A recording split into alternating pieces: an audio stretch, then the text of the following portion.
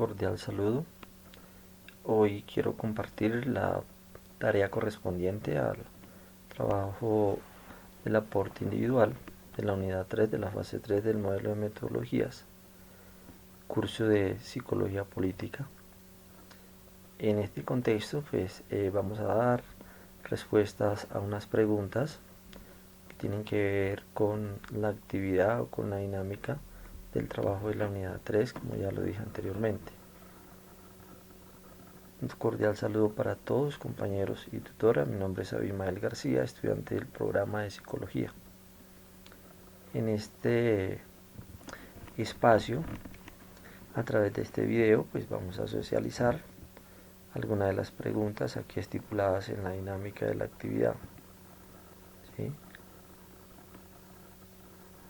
¿Cuáles son los modelos y niveles de análisis de la psicología política? Es una de ellas.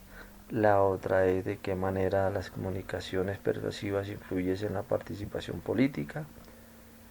Otra de las preguntas es ¿qué entiende por movimiento social y por acción colectiva? ¿Qué comportamiento político ha sido instituido o instruido en el conflicto armado en Colombia? ¿Sí? Esa es la pregunta donde se genera el debate, ya que esa pregunta tiene que ver con la realidad, con la experiencia vivida que nos ha tocado en muchas regiones del país. ¿Sí?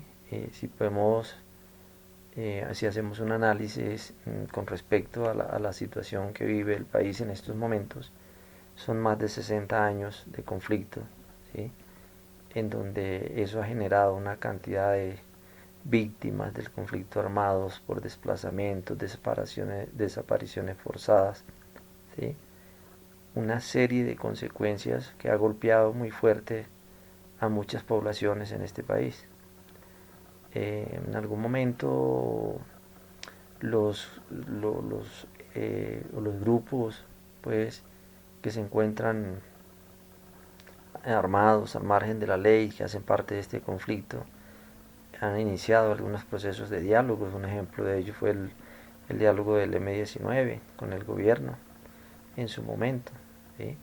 En su momento también hubieron otros grupos que existieron en el país, llamados los EPL, que también realizaron algunos procesos de negociación. En otro tiempo también lo hizo el Quintín-Lame. Bueno, todo eso hace parte de la historia de Colombia. En su momento también lo hicieron los grupos paramilitares en el gobierno de Álvaro Uribe Vélez, que también se desmovilizaron en algún momento, ¿sí? Muchos de ellos todavía están en ese proceso. Algunos fueron extraditados al exterior.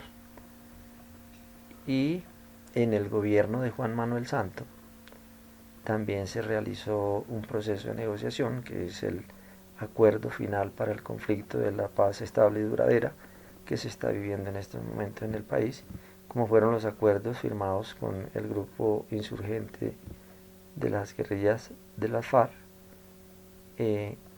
Con este grupo se ha venido dando el proceso, el cual ha tenido una serie de inconvenientes donde el gobierno no ha cumplido en su cabalidad con ese proceso, teniendo en cuenta que ese es un proceso que se firmó no solamente para el beneficio de los que estaban alzados en armas, sino también para aquellas poblaciones y comunidades que fueron afectadas por el conflicto armado, ¿sí?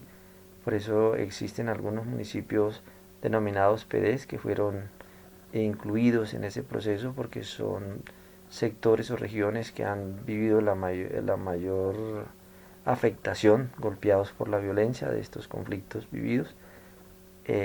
Incluso en estos momentos se ha evaluado que por lo regular esos proyectos, esas inversiones sociales que tienen que ver con esos procesos de reparación, todavía muchos de estos municipios o sectores o regiones del país no ha sido posible. El punto 1 de la reforma agraria, que se esperaba que llenara las expectativas y volviera otra vez la producción, volviera otra vez la estabilidad al campo colombiano, pero tampoco ha sido posible, ¿sí?